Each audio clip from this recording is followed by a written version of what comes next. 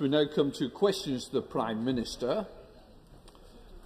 I will first call the Prime Minister to answer the engagement question, and then I will call Ronnie Cowan to ask his supplementary virtually. Prime Minister.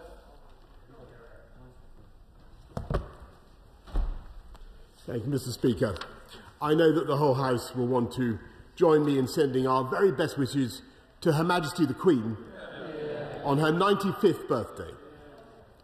Mr. Speaker, last night's verdict in Minneapolis delivered justice for the family and friends of George Floyd, and I know that the thoughts of the whole House remain with them. Mr. Speaker, I welcome the decision taken by the 6 English football teams not to join the European Super League. The announcement was the right result for football fans, for clubs and for communities across the country. Mr. Speaker, this morning I had meetings with ministerial colleagues and others. In addition to my duties in this House, I shall have further such meetings later today. Let's go to Ronnie Cowan. Ronnie. Thank you very much, Mr. Speaker. May I extend my good wishes to the Queen today in what must be difficult times. I hope she finds she's surrounded by friends and family, and she can find it within herself to take some time to celebrate her 95th birthday.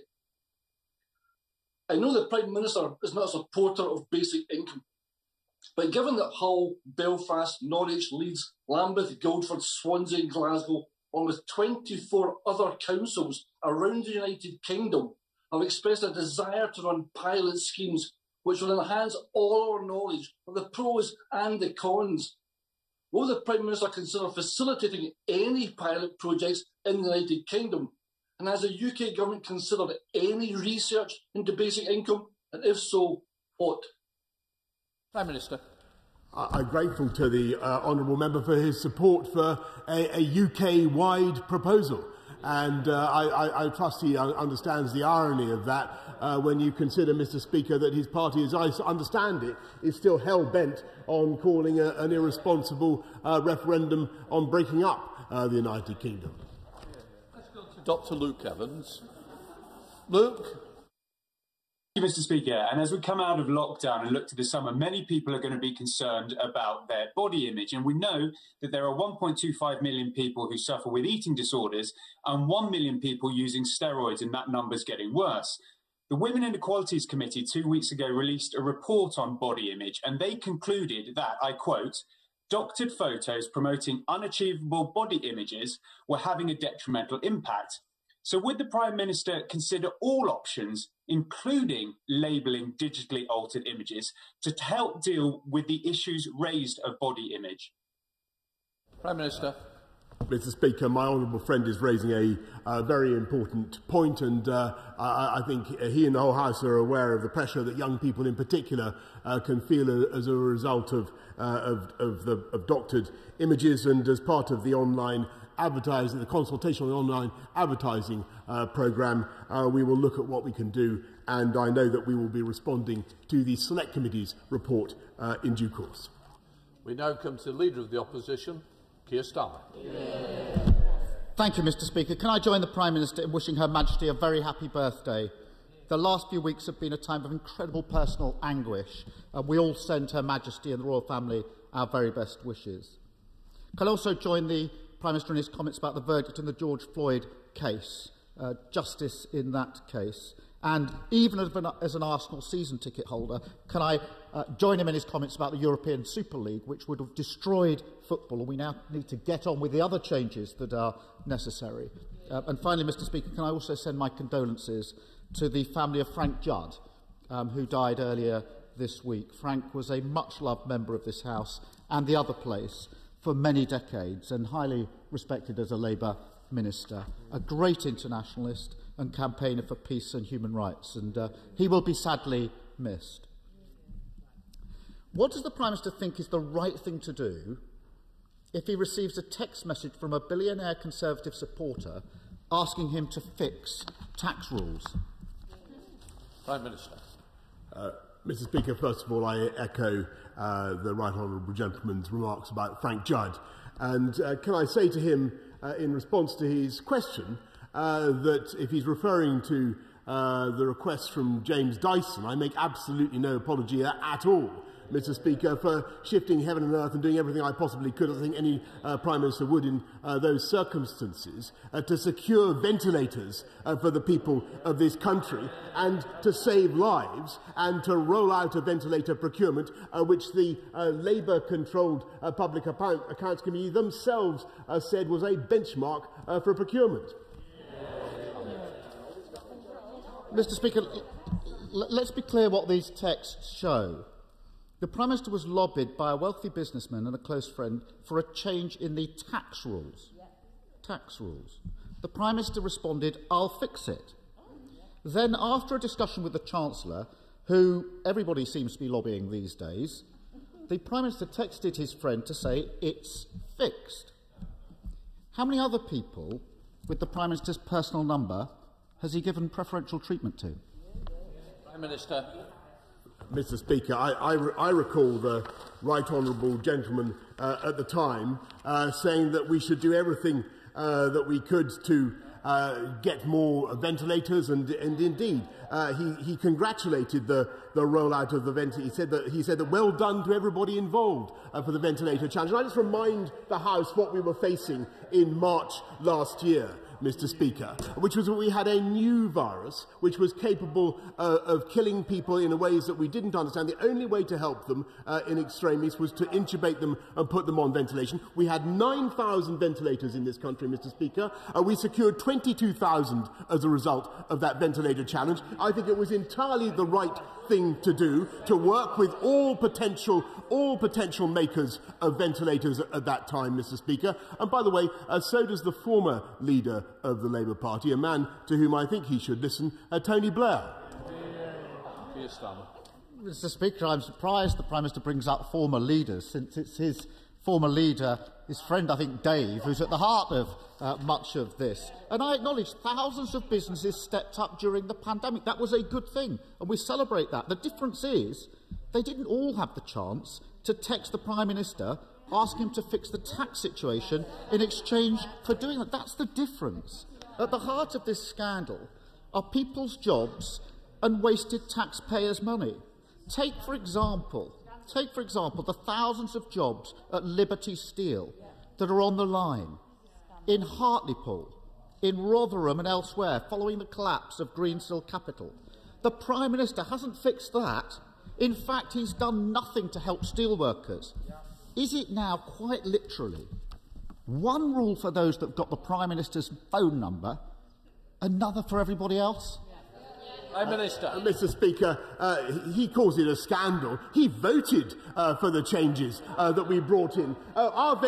He called our ventilator challenge an outstanding success, and I think he was completely right. This is a government that gets on and delivers for people in distress and delivers on the people's priorities. And yes, of course, I'm concerned for the families of steelworkers up and down the country. That's why the Business Secretary has been meeting with the unions and with the management of Liberty Steel repeatedly over the last few days. But we believe in British Steel, Mr. Speaker. It was under the last Labour government that jobs in steel fell by more than 50% and output fell by more than 50%. We've now got a 5 million tonne pipeline of British Steel with our massive infrastructure investments, and we intend to use our new freedoms under Brexit to make sure that procurement goes to British companies, Mr. Speaker. Keir Starmer. Well, he says we believe in British Steel. Well, do something. I have to say to the Prime Minister, steel workers waking up this morning will find it deeply offensive to hear the Prime Minister boasting to his friends that he's the First Lord of the Treasury and we can give you the backing we need. He won't give the steelworkers the backing that they need. Mr. Speaker, this shows once again that favours, privileged access, tax breaks for mates, they're the main currency of this Conservative government. And if that's not the case, Prime Minister, can the Prime Minister tell me if one of the 3 million self-employed people who've been excluded from government support for over a year and now face bankruptcy, if they text the Prime Minister to ask for a tax break so they can survive, would he change the rules for them too? Prime Minister. Mr. Speaker, we've given, this government, I should say, has supported the self-employed with more than £14 billion throughout the pandemic, and that's as part of a vast package of support for jobs and livelihoods across the country. We continue to do everything it takes, and I think that he should take back what he said about the ventilator challenge. He attacks the ventilator challenge now. Our efforts to get more ventilators at a very, very difficult time for this country. In the same way, Mr. Speaker, by the way, in which he opportunistically attacked the vaccine task force at a critical moment, which he will recall. Mr. Speaker, we take the tough decisions that are necessary to protect the people of this country and get things done. Mr. Speaker, if I had to correct the Prime Minister for everything he gets wrong, I'd be here all day. I take it that's a no as an answer to the question in relation to the 3 million. And there we have it. An open door, but for those with the Prime Minister's number, a closed door to the 3 million. What this shows once again is the extent of the sleaze and cronyism that's at the heart of his Conservative government. Let me try another way, Prime Minister. Let me try another way. If an NHS nurse, Prime Minister, who's been working on the front line during the pandemic, had the Prime Minister's phone number, would they get the pay rise they so obviously deserve? Mr. Speaker, I'm proud of what this government has done to support the NHS throughout the pandemic, with record investments and with another £92 billion that we put in to support the NHS throughout the pandemic. And what we're doing to help nurses, as he knows, is last year putting in the bursary of £5,000 plus the £3,000 on top to help them with training and the costs of childcare, a 12.8% increase on starting salary just in the last couple of years, Mr. Speaker. And above all, this is the government that is helping nurses and helping the profession by recruiting more than ever before. And there are already 50,000 more people in the NHS this year than there were last year, Mr. Speaker, and 10,600 more nurses. That's what I'd say to many of the nurses that I've talked to in the last few days and weeks, and we will continue to back them to the hilt. Yes, Starmer. If the Prime Minister had been talking to the NHS frontline, he'd know just how insulted they are by his pay cut after everything they've put in the last year. They didn't get a text from the Prime Minister. They got a kick in the teeth. Yeah. Mr. Speaker, there's a pattern to this government. The Prime Minister is fixing tax breaks for his friends.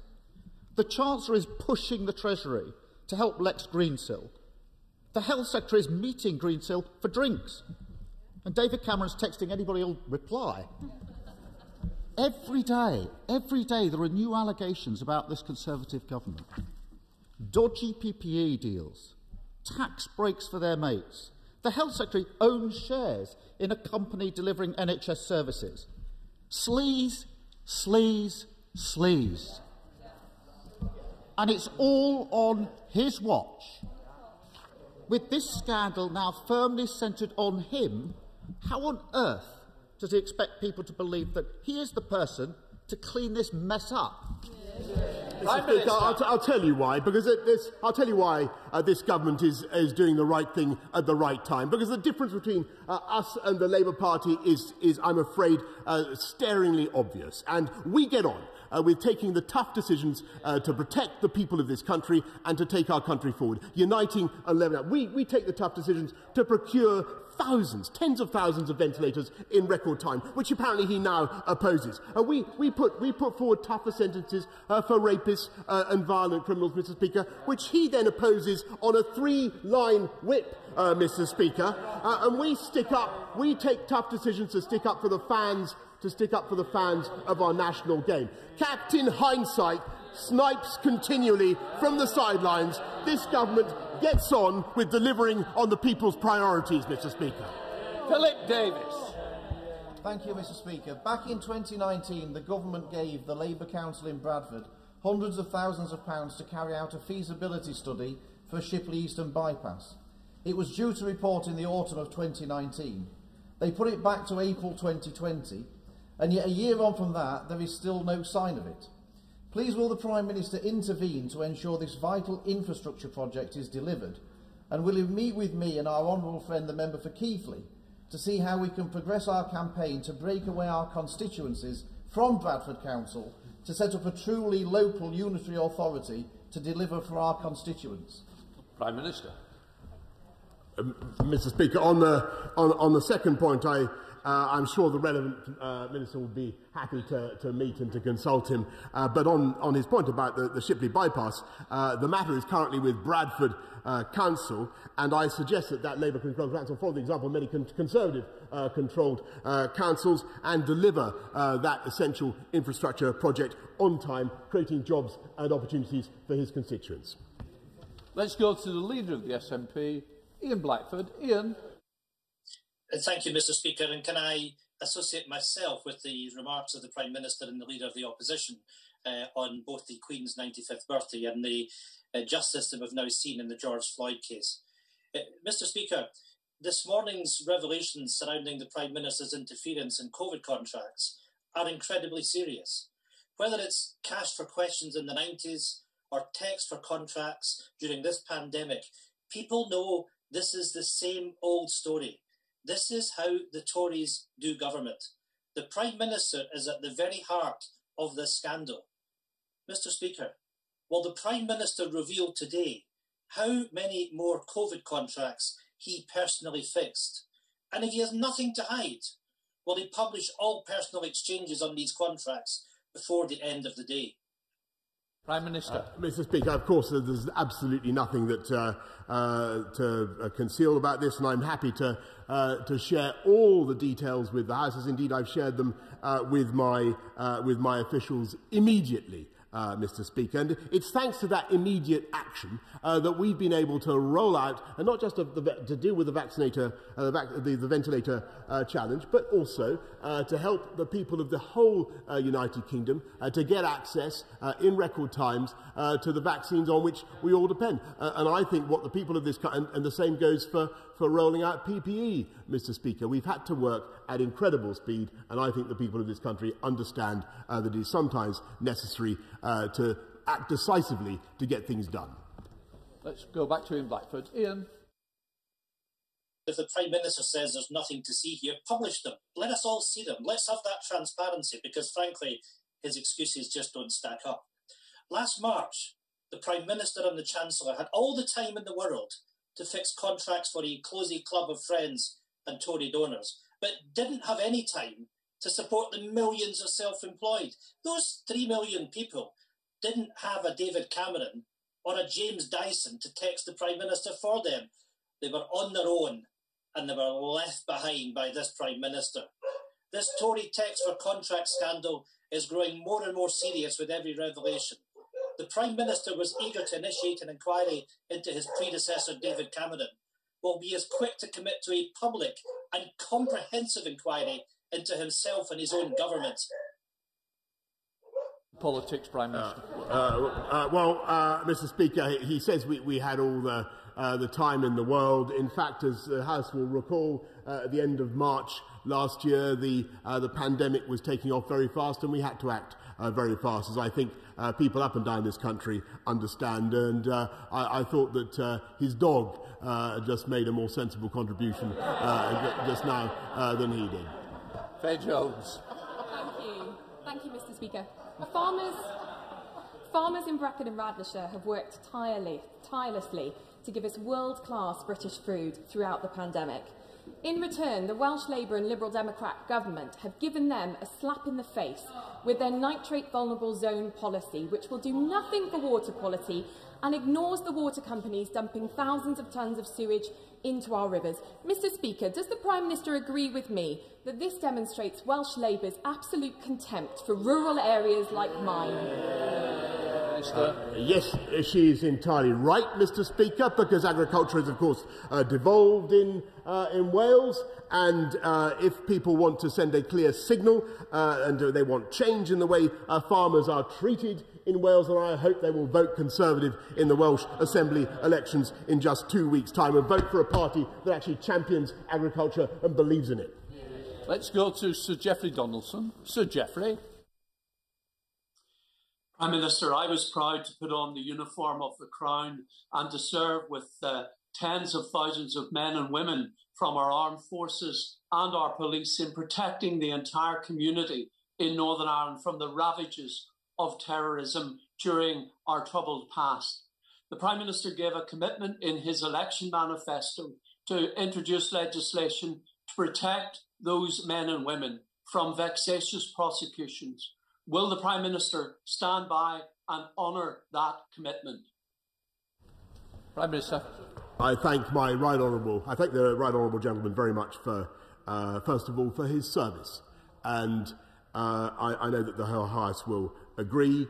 And I want to put on record, by the way, Mr. Speaker, my thanks to the former Minister for Veterans for all that he did to help with improving the lot of veterans across our country. And we have protected many veterans with the Overseas Operations Bill. There is more to be done, as he rightly says, in the case of veterans of the Northern Ireland conflict, and we will be bringing forward further measures in due course. Let's go to Ian Levy. Ian. Thank you, Mr. Speaker. Since 2019, Blythe Valley has benefited from significant investment for levelling up, including the Towns Fund, the Future High Streets Fund, and the reinstatement of the rail line. We know now that Blythe will be the home of the UK's first gigafactory, developed by British Volt, further demonstrating the commitment to build back better. Can I congratulate my friend on his drive and commitment to help in areas which have been neglected for so long, and ask him to assure the House that he will do all that he can to help those areas realise their full potential. And I would like to offer my right honourable friend an open invitation to visit this fabulous constituency of Blythe Valley, where I'm sure he will receive a very warm welcome. Prime Minister. I thank my honourable friend very much, and it was only lately that he and I stood on the seafront of Blythe, and we looked out at some of the incredible wind farms and just the harbingers, the prelude of the huge Dogger Bank wind farms that are going to be built in the North Sea. I'm delighted that a gigafactory for batteries is being established in Blythe Valley, and thanks to his help and his leadership, we are seeing Blythe Valley and many other parts of the North East at the forefront of the green industrial revolution, delivering high wage and high skilled jobs across our country. Thank you, Mr. Speaker. Last week, hundreds of GMB gas engineers were sacked for refusing to sign new contracts, expecting them to work harder and get paid less. Fire and rehire, abusers by rogue employers are spreading through workplaces like a virus. The government has called the practice unacceptable and bully boy tactics, but refused to take action to ban it. I'm giving the Prime Minister the chance to show us all where he stands. Will he commit here and now to include proposals to end this shameful and immoral practice of fire and rehire in next month's Queen's speech? Yes or no? Prime Minister. I repeat what I've said about that practice, and if she'd be kind enough to send me particular details about the case that she mentions, she raises, I will be happy to take it up. Dr. Ben Spence. Thank you, Mr. Speaker. Access to superfast broadband is critical in today's society, but many people living in Runnymede and Weybridge can't access it. And while this question is essential viewing, my constituents may struggle to watch it streaming at home this evening if someone else is catching up on the MasterChef final. Does my right honourable friend share my ambition that everyone in Runnymede and Weybridge should have access to superfast broadband, just as every house should have access to water and electricity? Prime Minister. I thank my honourable friend, and he's entirely right, and that's why we've massively accelerated the rollout of gigabit broadband, superfast broadband and gigabit broadband, and coverage of reliable gigabit broadband was just 9% when this government took over. It will be 60% by the end of this year, and we're driving it up across the whole country, uniting and levelling up and unleashing the potential of the entire of the UK. Thank you. Day after day, we see more corruption come to light. Yet day after day, I speak to more desperate constituents who are excluded from this government's support. People who've lost livelihoods, homes, businesses built up over the years and been unable to put food on their table. And yet it seems all they needed was the Prime Minister or Chancellor's phone number. Frankly, I'm ashamed on behalf of this country. So will the Prime Minister and Chancellor now take the calls of my constituents in Cardiff North and meet with me and them to discuss how they can rebuild their lives after losing so much? Prime Minister. Mr. Speaker, I'm proud of the rollout of the ventilators, 30,000 that we delivered from scratch. I'm proud of it. I'm proud of the decisions that we took. I'm proud of what we did, criticised by the Labour Party, to roll out vaccines at record speed. I'm proud of what we did to support the people of this country throughout the pandemic with an overall package of £407 billion to support the people of this country. And this country will bounce back all the better and all the stronger because of the strong economy that we ensured that this country had going into the crisis, which would have been impossible, Mr. Speaker, under a Labour government. And that is what she should tell her constituents. Andrew Rosner. Mr. Speaker, I was deeply concerned at the weekend following reports in the Sunday Express that the statue of the great United States President Ronald Reagan, which once stood in Grosvenor Square, has been removed and remains out of public sight. I know the Prime Minister will agree with me that President Reagan was a true friend to the United Kingdom, who, alongside Margaret Thatcher, ended the Cold War and supported Britain during the liberation of the Falkland Islands. Now that our American friends have moved to a new embassy in Wandsworth, would the Prime Minister agree with me that President Reagan's statue should be moved to a more prominent location on Parliament Square so that visitors from home and across the globe can honour this remarkable man? Prime Minister. Did you notice, Mr. Speaker, how the benches opposite recoiled at the idea of the recapture of the Falkland Islands, when you've just heard an honourable member say that she was ashamed of her country, Mr. Speaker? It is no wonder that people take that kind of attitude. I think that he's entirely right in what he says about President Reagan. I think he was a very distinguished president. It's not up to me to install a statue for him. I think that's for the Greater London Authority. I think he has to appeal to the current Mayor of London, or let's hope there's a new one to do justice to the memory of Ronald Reagan. Let's go to Dr. Philippa Whitford. Philippa. Thank you very much, Mr. Speaker. Polio, a disease that kills and maims children, has been eliminated in all but one region of the world due to the incredible work of the Global Polio Eradication Initiative. In 2019, the UK International Development Secretary pledged £400 million to the programme, as he said to do otherwise would risk a return to thousands of new polio cases every year. So will the Prime Minister now reassure the House that he will honour that commitment? Yes, Mr. Speaker, the Global Polio Eradication Initiative has been backed by £1.37 billion in UK aid since 1995. And as she rightly says, there are many proud successes of that programme and polio across the planet, very largely thanks to the help of the British taxpayer, has been almost eliminated. Let's go to Sakib Bhatti. Sakib. Thank you, Mr. Speaker. I'm pleased that common sense has prevailed and that all 6 English clubs have now committed to withdrawing from the European Super League. Does my right honourable friend agree that if we are to protect the beautiful game further, football clubs must put fans at the heart of their decision-making? Prime Minister.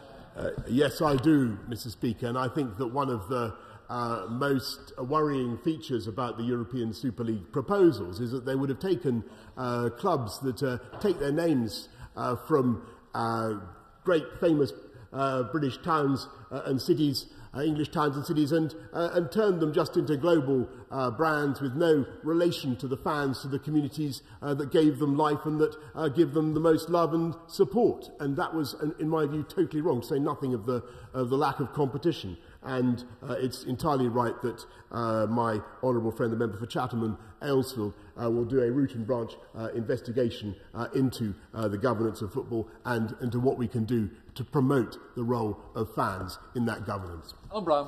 Thank you, Mr. Speaker. The Prime Minister will be aware that opinion polls continue to show a majority in favour of Scottish independence.